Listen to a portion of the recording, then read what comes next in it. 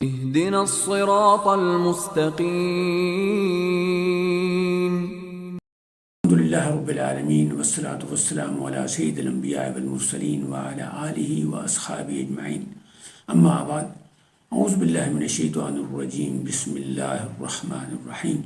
رب اشرح لي صدري ويسر لي أمري واحلل عقدة من لساني يفقهوا قولي رب زدني علما. معزز ناظرین گرامی، السلام علیکم ورحمۃ اللہ وبرکاتہ. ہفتہ وار پروگرام درس قرآن کے ساتھ حاضر خدمت ہوں. سورۃ ہود کی تفسیر میں بیان کر رہا ہوں، اور آج جو واقعہ ہے وہ حضرت صالح علیہ السلام کے ساتھ بات حضرت ابراہیم کا واقعہ ہے کہ جب فرشتے قوم لوط کی تباہی کے لیے جا رہے تھے تو راستے میں وہ حضرت ابراہیم کے پاس گئے اور انسانی شکل میں گئے. تو وہ جو واقعہ ہوا ہے اس میں جو ہمارے لیے درس ہے اس کے بارے میں انشاءاللہ باتوں کی سماعت فرمائیں، آیت مبارکہ، اور پھر انشاءاللہ میں اس کی تفسیر بیان کروں گا. وَلَقَدْ جَاءَتْ رُسُلُنَا إِبْرَاهِيمَ بِالْبُشْرَى قَالُوا سَلَامًا قَالَ سَلَامٌ فَمَا لَبِثَ أَن جَاءَ بِعِجْلٍ حَنِيذٍ.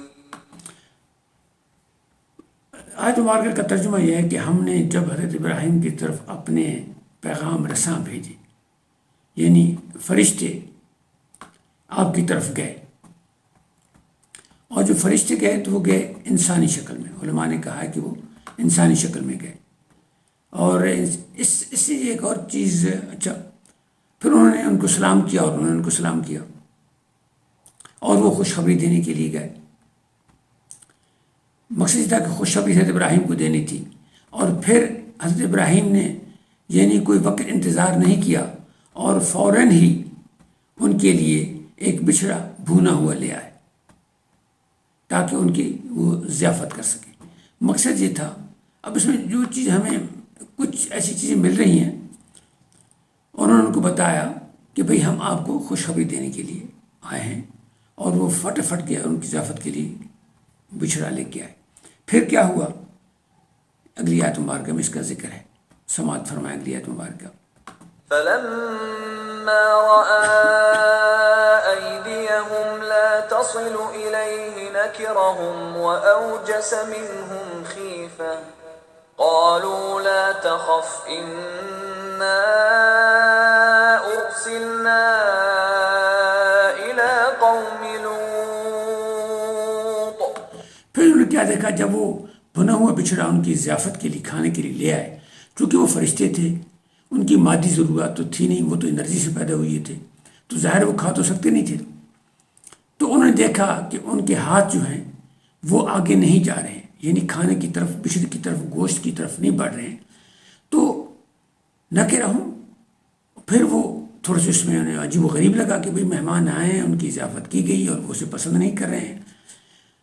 اور اس میں دل میں تھوڑا سا خوف یہ پیدا ہوا، حیفتاً، کہ بھئی تھوڑا سا اس میں پریشانی سی آئی. ایک جس طرح کی کوئی غیر متوقع چیز کی وجہ سے ایک آدمی پریشانی ہو جاتا ہے، وہ اس میں آئی. تو وہ فرشتے حضرت ابراہیم کی باڈی لینگویج کو سمجھ گیا. فرمایا لا تحف، آپ خوف نہ کریں، ہمیں تو قوم لوط کی طرف بھیجا جا رہا ہے، یعنی ہم ان کو عذاب دینے کے لیے بھیجا جا رہے ہیں. اگلی آیت مبارکہ میں ان کی خوشخبری کے بارے میں ذکر ہے، اور پھر آپ کی زوجہ محترمہ کا جو ریئیکشن تھا اس کا ذکر ہے. آیت مبارکہ ہے وَامْرَأَتُهُ قَائِمَةٌ فَضَحِكَتْ فَبَشَّرْنَاهَا بِإِسْحَاقَ قَالَتْ يَا وَيْلَتَا أَأَلِدُ وَأَنَا عَجُوزٌ وَهَٰذَا بَعْلِي شَيْخًا إِنَّ هَٰذَا لَشَيْءٌ عَجِيبٌ. دو آیتیں ہیں. پہلی آیت ہے کہ ان کی جو زوجہ محترمہ تھی وہ کھڑی ہوئی تھی، تو وہ جب اس کو خوشخبری دی گئی اولاد کی، پہلے اولاد تو حضرت اسماعیل تھے جو حضرت حاجرہ سے تھے، اور حضرت سارہ سے کوئی اولاد نہیں تھی رضی اللہ تعالی عنہا یا علیہ السلام، جو بھی آپ کہہ سکتے ہیں. علیہ السلام تو نہیں، کیونکہ نبی تو نہیں تھی، رضی اللہ تعالیٰ عنہ کہہ سکتے ہیں. تو پھر وہ ہنس پڑی.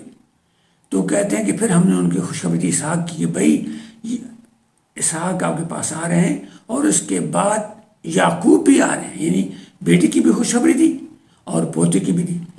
پھر اس نے کہا جو کھڑی تھی، یا ویلت، ہائے خدایا، کیا میں بیٹا جنوں کی اتنی بوڑھی ہو گئی؟ یعنی میرا تو منوپاز پیریڈ شروع ہو چکا ہے، بہت عمر ہو چکی ہے، اس کو بھی بڑی دیر ہو گئی ہے. وہذا بغلی شیخہ، اور یہ میرا خامد حضرت ابراہیم علیہ السلام جو ہے یہ بھی بہت بوڑھے ہیں. یہ تو بڑی عجیب و غریب چیز ہے. تو آگے جو اس کا جواب جو دیا ہے فرشتوں نے، وہ آپ سماعت کریں. آیت مبارکہ ہے، قالوا أتعجبين من أمر الله رحمة الله وبركاته عليكم أهل البيت إنه حميد مجيد. جب انہوں نے یہ بات کی تو فرشتوں نے جو جواب دیا کہ آپ اس بات سے جو اللہ کا حکم ہے آپ سے تعجب کر رہی ہیں، یعنی آپ کو اس کے واقع ہونے میں کوئی یعنی کوئی آپ کو کوئی شک ہو رہا ہے یا آپ کو ایسا لگ رہا ہے کہ نہیں ہوگا. مقصد یہ تھا کہ ان کو یقین دہانی کرائی جا رہی تھی، ورنہ انہیں اللہ کی قدرت پہ یقین تھا. یعنی یہ ایک نفسیاتی معاملہ ہوتا ہے، یعنی جو آپ کا حاضرین میں سے یا سامعین میں سے آپ نے تسلی دلانی ہوتی ہے، اس کے لیے یہ بات فرمائی. پھر فرمایا کہ اللہ کی جو رحمت ہے اور جو حکم ہے اس پہ آپ کیوں تعجب کر رہی ہیں؟ وہ تو آپ سے اللہ کی محبت اور پیار کے ایک بات ہے. رحمت اللہ وبرکاتہ علیہ، یعنی آپ پہ اللہ تعالیٰ کی رحمت ہے اور اس کی برکتیں ہیں، تو آپ اس پہ تعجب نہ کریں. اور آپ کے سارے خاندان پہ ہیں، کیونکہ آپ کے بعد پوتے کو بھی خبر دی گئی ہے. ظاہر ہے کہ بیٹا بھی برکت سے نوازا گیا ہے. بے شک اللہ تعالیٰ بڑی شان والا ہے اور بڑی قابل تعریف ہے، حمید المجید. اچھا، اس آیت مبارکہ میں جو ہمارے لیے اسباق ہیں وہ تو ایک ہے سلام کا، دوسرا ہے ضیافت کا، تیسرا ہے فرشتوں کے وجود کا. پہلا فرشتوں کے وجود کے بارے میں یہ ہے کہ فرشتے نور سے بنے ہوئے ہیں. نور جو ہے وہ ایک انرجی کی فارم ہے، لائٹ، اور لائٹ جو ہے وہ کنورٹ ہوتی ہے، الیکٹرک سے لائٹ بن جاتی ہے، لائٹ سے میگنیٹک بن جاتی ہے، ساؤنڈ بن جاتا ہے. تو یہ کنورٹیبل ہیں چیزیں. تو لہٰذا فرشتوں کا انسانی شکل اختیار کرنا کوئی عجیب و غریب چیز نہیں ہے. مثلا آپ دیکھیں کہ موجودہ دور میں جو ہمیں اللہ نے ویڈیو کی اور آڈیو کی جو قوت الیکٹرو میگنیٹک کی دی ہے، جس میں ہماری آواز اور ہماری تصویر جو لائٹ سے ہم لیتے ہیں، اس کو کنورٹ کر کے الیکٹرک کے ذریعے کچھ ٹول کے ذریعے ہم دوبارہ اس کو بھیج سکتے ہیں، اور ایک بہت بڑی سکرین پر LED پہ آپ اس کو دیکھ سکتے ہیں. اور اگر سکرین کا اتنا بڑا سائز جتنا کہ انسان ہے، مثلا 20 فٹ بائی 20 فٹ کی سکرین ہے، یا 10 بائی 10 فٹ کی سکرین ہے، تو آدمی آپ کو باتیں کرتے ہوئے ایکشن کرتے ہوئے نظر آتا ہے. تو فرشتے اسی طرح، یہ عام طور پر جو ارواح ہیں جن کے مکاشفات ہوتے ہیں، اور یہ اکرام کہتے ہیں ہمیں مکاشفہ ہوا ہے، تو ان کو جو خواب میں اس طرح اظہار ہوتا ہے یا اس طرح عملی طور پر سامنے اظہار ہو جاتا ہے، اور ان کو دیکھ کر ان کی باتیں سن سکتے ہیں، ان کی مجلس کو دیکھ سکتے ہیں. یعنی یہ میں ایک سائنسی توجیہ بیان کر رہا ہوں. سائنس بات کو نہیں مانتی ہے، لیکن اہل روحانیت اور ہمارے یعنی ہمارے علم کلام میں اس بات کا ذکر کیا گیا ہے کہ یہ مثالی اجسام ہے، یعنی جسم فزیکل جسم نہیں ہے لیکن اس کی طرح نظر آنے والے ہیں، اس کی طرح کام کرنے والے ہیں. تو فرشتے مثالی جسم تھے، اور یہی وجہ ہے کہ انہوں نے کھانے کی طرف ہاتھ نہیں بڑھایا، انہیں کھانے کی ضرورت بھی نہیں تھی. یہی معاملہ ان کا چلا ہے حضرت لوط علیہ السلام کے ساتھ، یہی معاملہ حضرت مریم کے ساتھ آیا ہوا ہے، حضور اکرم صلی اللہ علیہ وسلم کے سامنے بھی کئی دفعہ ہے. تو یہ بات یعنی مذہبی طور پر یہاں ٹھیک ہے، وہ سائنس کے لحاظ سے کوئی ناممکن نہیں ہے.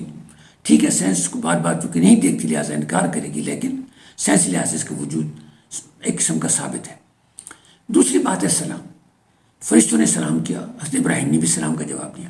اب یہ سلام جو ہے یہ انبیاء کی ایک عادت ہے جو اللہ تعالیٰ نے انبیاء کو انسانیت کے آرام و سکون کے لیے سکھایا ہے. اب سلام کے فوائد دیکھیں. سلام ایک نفسیاتی طور پر ایک ایسی تھراپی ہے، یہ ایک ایسا عمل ہے جس سے دونوں انسانوں کے تعلقات میں خوبصورتی اور محبت پیدا ہوتی ہے. مثلا آپ بیٹھے ہوئے آدمی گزر جاتا ہے، گھور کے دیکھتا ہے، نہیں دیکھتا آپ کو تو آپ کو عجیب لگتا ہے، لیکن جب آپ کو مسکرا کے السلام علیکم کہتا ہے تو آپ کے اندر ایک اپنائیت پیدا ہو جاتی ہے، اس سے ایک مانوسیت پیدا ہو جاتی ہے۔ تو یہ ایک آپس کے جو سوشل تعلقات ہیں ان کے لیے بڑا افیکٹ ہے۔ پھر اس مانوسیت اور اپنائیت کی وجہ سے آپ کے باڈی میں کچھ ہارمون پیدا ہوتے ہیں، آپ کے دماغ سے ہارمون پیدا ہوتے ہیں، وہ دماغ سے آپ کے دل اور اعصاب اور آپ کے خون کے اندر چلا جاتے ہیں، اور آپ کو ایک ریلیکسیشن آپ کو ملتی ہے، آپ کی باڈی میں ریلیکسیشن پیدا ہوتی ہے، آپ ریلیکس ہوتے ہیں، آپ کی لائف تھوڑی سی خوبصورت بن جاتی ہے، بجائے کہ ٹینشن میں وہ تناؤ ختم ہو جاتا ہے۔ ایک اسی کہتے ہیں کمیونیکیشن سے یہ تناؤ ختم ہوتے ہیں۔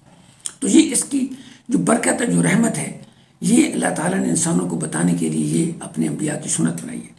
حضور اکرم صلی اللہ علیہ وآلہ وسلم نے، آپ کی ذات رحمت اللہ عالمین ہے، آپ نے اس کو اور مزید خوبصورت بنا دیا، خوبصورت اس طرح بنا دیا کہ آپ نے کہا کہ بھائی یہ سنت ہے کہ آپ سلام کریں، آپ نے واجب یا فرض نہیں کیا، کیونکہ ہر دفعہ سلام کرنا ضروری نہیں ہے، کچھ مواقع پہ سلام نہیں کرنا چاہیے، وہ میں ذکر کروں گا، اس لیے آپ نے اس کو سنت کیا۔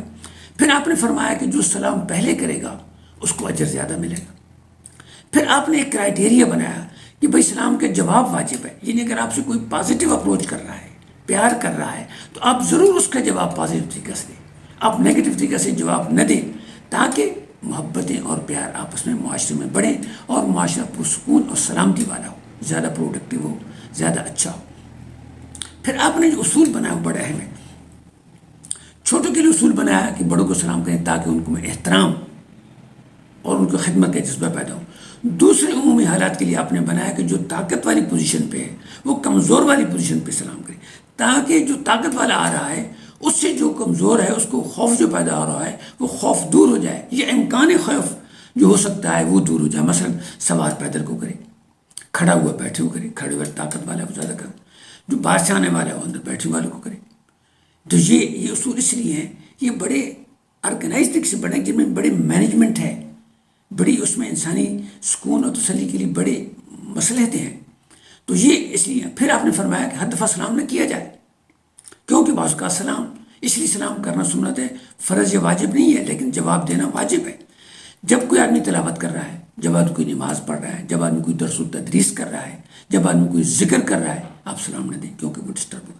جب آدمی کوئی کھانا کھا رہا ہے، آپ اس کو سلام نہ دیں، وہ ڈسٹرب ہوگا۔ جب آدمی کوئی بہت اہم کام کر رہا ہے، آپ اس کو سلام، مثلا کوئی پریپیئر کر رہا ہے، جو چیز ٹھیک کر رہا ہے، اس کی ادھر توجہ ادھر دیکھے گا، اس کو سلام نہ دیں۔ اس کے بعد جو آدمی کوئی پخانے میں جا رہا ہے، پخانے میں بیٹھا ہوا ہے، پخانے کے اندر ہے، اس کو آپ سلام نہ دیں۔ حمام کے اندر ہے، اس کو سلام نہ دیں۔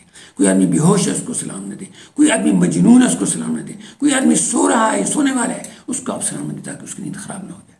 تو یہ وہ احکام ہیں، یہ جو اصول ہیں، یہ انسانیت کی بھلائی کے لیے، یہ اصول آج کی مینجمنٹ کے اعلیٰ اصولوں کے مطابق ہے، جس میں انسانیت کی فلاح، انسانیت کا سکون، معاشرے کی بھلائی، انٹر ہیومن ریلیشن میں بہت یعنی اہمیت ہے اور بہت خوبصورتی اور بہت پیار اور محبت ہے۔ اس لیے حضور نے فرمایا کہ میں آپ کو ایک ایسی چیز بتاتا ہوں کہ جو آپ اس کو رعایت کریں گے تو آپس میں آپ محبت کریں گے۔ فرمایا کہ سلام کو پھیلاؤ، سلام کرو، سلام کا انداز اچھا ہو۔ پھر حضور صلی اللہ علیہ وسلم عورتوں کو بھی سلام کرتے تھے، یہ سلام کا جواب دے، لیکن ہاتھ ہلا کے دے دیتے، یہ زبان سے دے دیتے، ہاتھ ملاتے نہیں تھے۔ اس کا مطلب یہ تھا کہ بوڑھی عورتوں سے آپ ہاتھ ملا سکتے ہیں جن کو نکاح کی رغبت نہ ہو، جن میں مونوپاز پیریڈ کا ہو جاؤ، لیکن نوجوانوں کو اس لیے کہ یہ پھر ہاتھ ملانا شرارت کا سبب بن سکتا ہے، اور یہ شرارت نوجوانی میں دل کرتا ہے کہ کریں، اور شیطان خاص کر اس کو ترغیب دیتا ہے۔ پھر غیر مسلموں کے ساتھ بھی سلام کرنا چاہیے، اگر وہ کریں تو اچھے انداز میں کرنا چاہیے۔ کئی لوگ کہتے ہیں نہیں یہ برا ہے، غلط ہے۔ حضور اکرم صلی اللہ علیہ وسلم غیر مسلموں کے سلام کا جواب دیتے تھے، بلکہ مسکرا کے دیتے تھے۔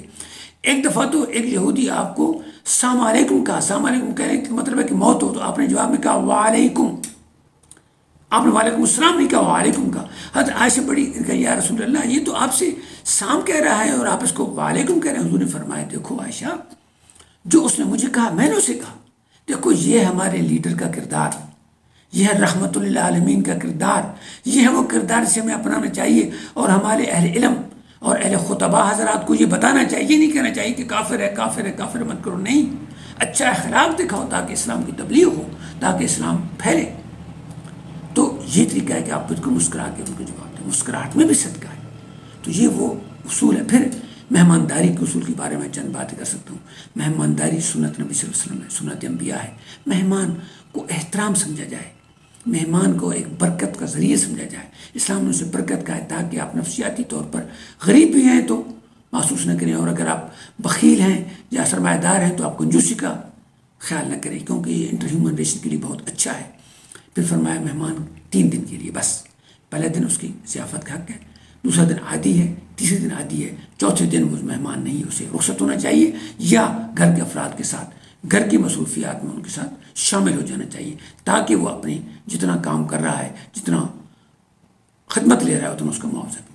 تو میرے حاضرین اور سامعین، یہ جو حقائق ہیں، یہ جو تعلیمات ہیں، کس قدر خوبصورت ہیں، اور یہ آج کی مینجمنٹ یا سائیکالوجی کی یا سوشیالوجی کی نہیں ہے، بیہیویئر سائنس کی نہیں ہے، یہ رحمت للعالمین جو ذات تمام انسانوں کے لیے برکت ہے اور مقصود کائنات ہے، ان کی یہ تعلیمات ہے۔ کاش ہم قرآن مجید کو غور سے پڑھیں اور یہ دیکھیں کہ کتنے فوائد ہمارے لیے موجود ہیں۔ اللہ تعالیٰ آپ کو اور مجھے قرآن مجید پڑھنے اور سمجھنے کی توفیق عطا فرمائے، ہمارے گناہوں سے درگزر فرمائے، امت مسلمانوں کو عادل اور نیک حکمران عطا فرمائے، ہمیں اپنے حل کے اثر تک نیکیاں، بھلائیاں، اچھائیاں اور اپنے اولاد کی اچھی تربیت کی توفیق عطا فرمائے، ہمارے گناہوں کو معاف فرمائے۔ اے اللہ ہماری دعاؤں کو منظور مقبول فرما، ہماری کوششوں کو قبول فرما، اور ہمیں انسانیت خدمت کی توفیق عطا فرما، اور ہمارے نبی صلی اللہ علیہ وسلم پر لاکھوں درود و سلام ہو، اور تمام انسانیت کی سلامتی اور امان ہو۔ السلام علیکم ورحمۃ اللہ وبرکاتہ۔ انشاءاللہ اگلے ہفتے آپ سے ملاقات ہوگی۔ بس